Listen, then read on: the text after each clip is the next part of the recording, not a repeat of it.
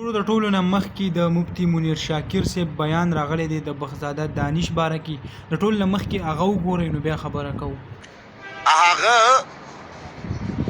بله ورځ یو شعر ویلی دی، په هغې باندې څه مولیانو قرآن هیر که، د رسول الله صلی الله علیه وسلم فرمان هیر که او په هغه باندې فتوی ولګولې.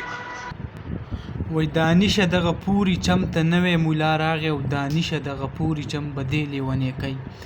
کومه خبره چې په سوشل میډیا روانه ده د تیمرګری کم او مولا چې هغه چې په بخزاده دانش صاحب باندې کومه فتوا جاری کړې وه، یعنی په هغه فتوا کې ویلي وو چې بخزاده دانش صاحب چې کوم دی هغه کافر شو، داسې الفاظ یې د هغه دپاره استعمال کړي وو چې په کوم باندې وروستو هغه بیا په خپله هم هغه خفه و. نو د سوشل میډیا د لارې هغه ډېر زیات هغه په تیزۍ سره روان و او مختلف قسمه سوشل ورکر چې کوم دی مختلف کم د دین سره ریلیټډ دین علاوه د شاعرۍ کم خلک چې دي هغو په خپل ډیر زیات یو ریاکشن ښودلی وو.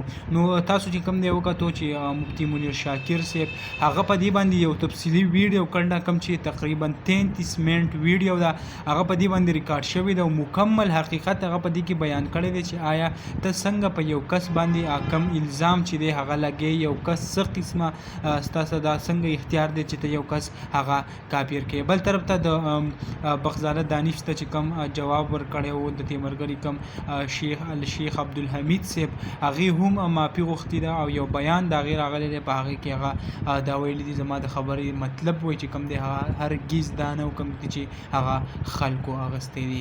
نو دغه معلوماتي ویډیو وه بخزاده دانش باره کې کوم مفتي منیر شاکر چې ریکارډ کړې وه هغه هم تاسو سره شریک کړه. امید لرم ویډیو به مو خوښه شوي. که ویډیو مو خوښه شوي ویډیو لایک کړئ او که زموږ په چینل نوي یې چینل سبسکرایب کړئ د داسې نورو ویډیوګانو دپاره. انشاءالله په بله ویډیو کې به ملاویږو. د نن دپاره دا کافي وه. د لوی الله په امان.